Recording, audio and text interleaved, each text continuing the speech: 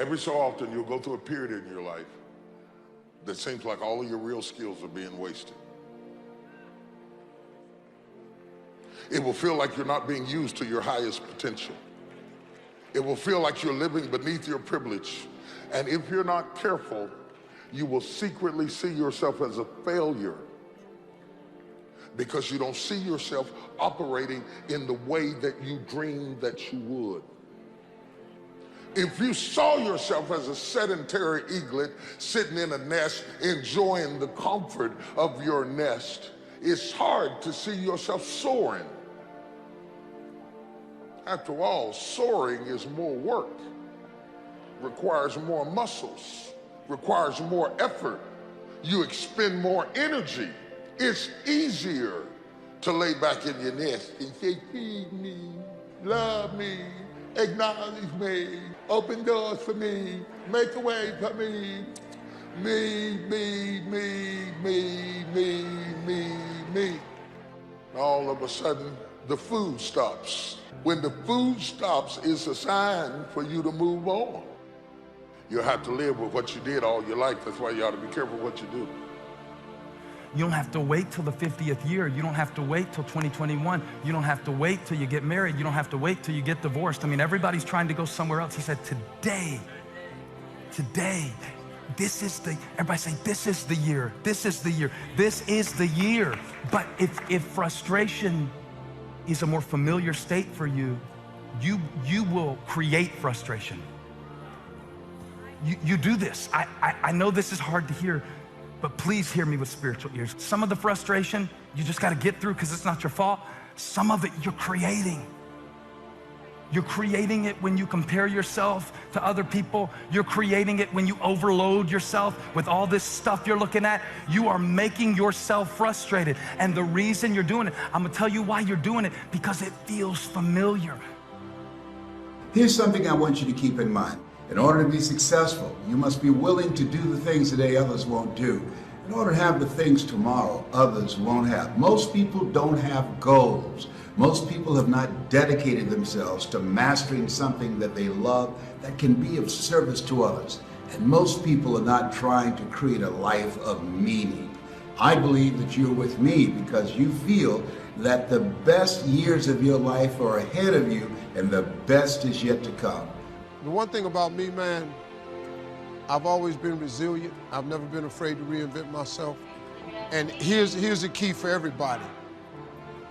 When someone closes a door in your face, all you have to remember is when God allows them to close the door in your face, all God wants you to do is walk up the hall. It's some more doors, because I can promise you, He got a better door that He wants you to go through than the one that got shut in your face. That's a fact.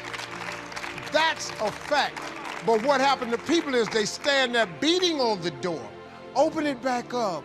We're gonna do a write-in campaign. Where are you leaving? I gotta have my job. What about my benefits? Hey, stop. The door is closed for a reason. Because God just wants you to walk up the hall, because He got another door. It's bigger, and when you open it and get behind it, you ain't gonna believe what's back there. But you will never get to it if you stand in front of that door crying. Help me, my family, stop. Go up the hall, man. These people that close doors in your face, they ain't the only door. They ain't the only door. You can either live a life of scarcity and believe that you're going to lose what you have, and then you begin to hoard and fence in and protect and lock. Or you can just believe that there's more out there to experience than you've ever experienced. There's more to see than you've ever seen. There's more to do than you've ever done, and there's more to discover than you've ever discovered. Here's what I know. If you have a scarcity mindset, you'll find very, very little good stuff that happens to you.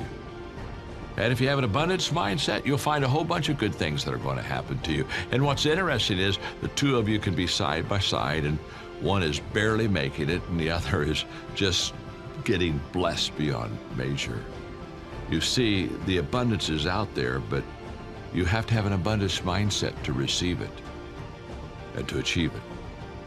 Have hope. Look at your future. There's more in front of you than you could ever imagine. But it only comes to you if you have an abundance mindset. Don't give up until you get where you want to be, however long that is. Step by step, piece by piece, book by book. Do it until. Go for it. Until is a very important word. It's magic. It means that you'll never give up. Don't miss the chance to grow, to pay the price. Until you learn, change, grow. You'll discover some of life's great treasures when you pay that price. As long as you're working toward your inner goal, your dream, then success is possible. But once you give up your inner vision, then you can never become successful.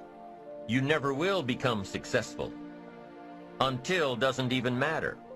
Now, maybe the person who's been working on a project for 10 years can be successful in his own right, if he's honestly working toward it, doing everything to make himself worthy of reaching the dream. Really happy with where he is, doing it until, then maybe he is a success. It's a personal thing. Going for it one step at a time.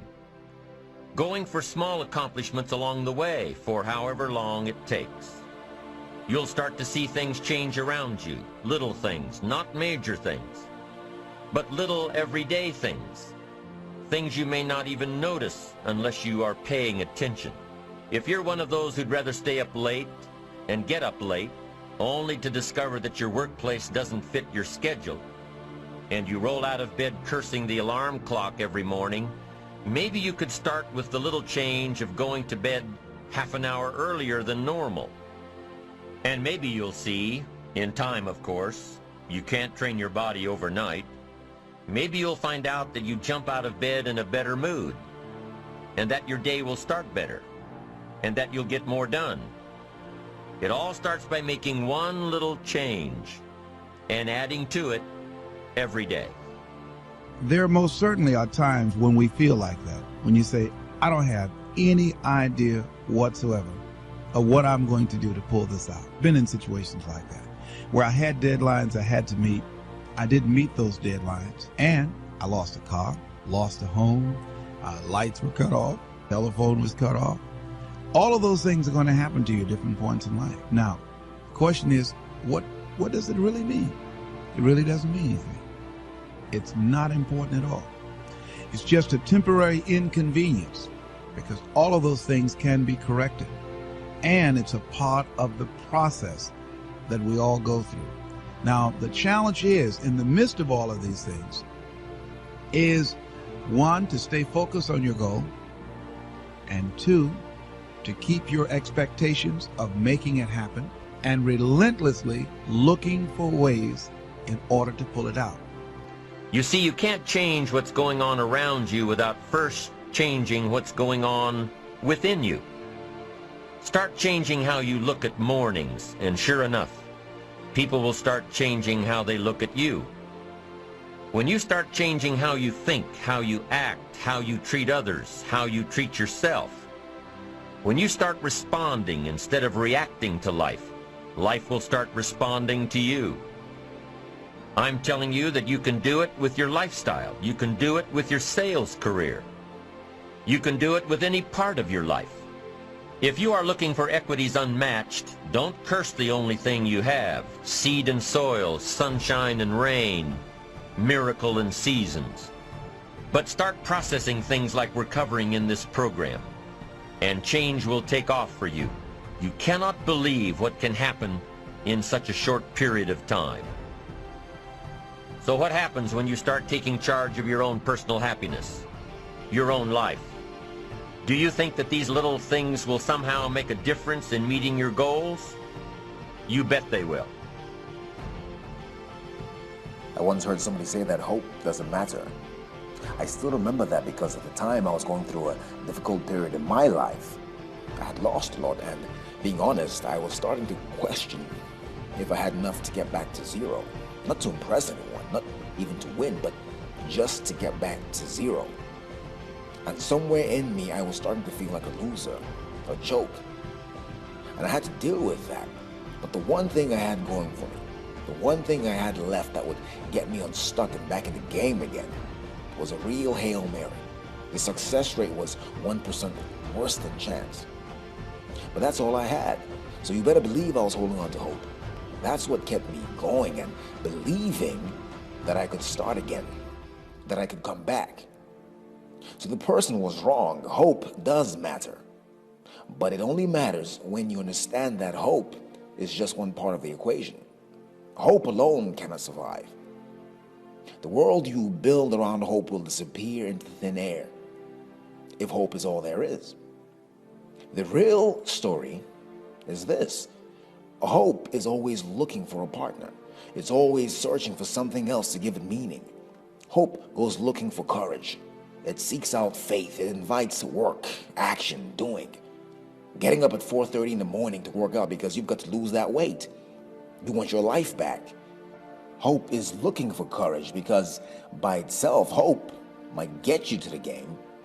But after that first hit, the one that knocks you to the floor, hope needs courage to get back up, to take more, to readjust and to keep on moving. Hope seeks out faith because there are days when hope needs a break, when it's been stretched to its limits and about to crack. That's where faith steps in. You don't know how, but you just keep saying to yourself and believing that something is going to open up for me. I just have to keep going. We all have things that come against us in life. People that aren't fair, a sickness that won't seem to go away, or a setback in our finances. Sometimes it was no fault of our own. We were born into difficulties, parents that weren't around, depression and addictions that keep getting passed down. We wonder, why am I having this opposition? Why was I raised in an unhealthy childhood?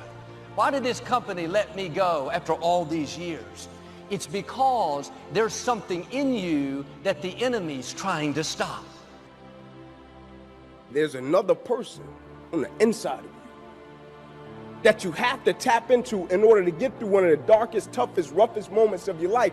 But ultimately, everything happens for a reason, and you have to understand you've been dealt this. You've been dealt this adversity, this opposition, and this challenge because somebody in the world needs to see you get through it so it can serve as a blessing to someone else.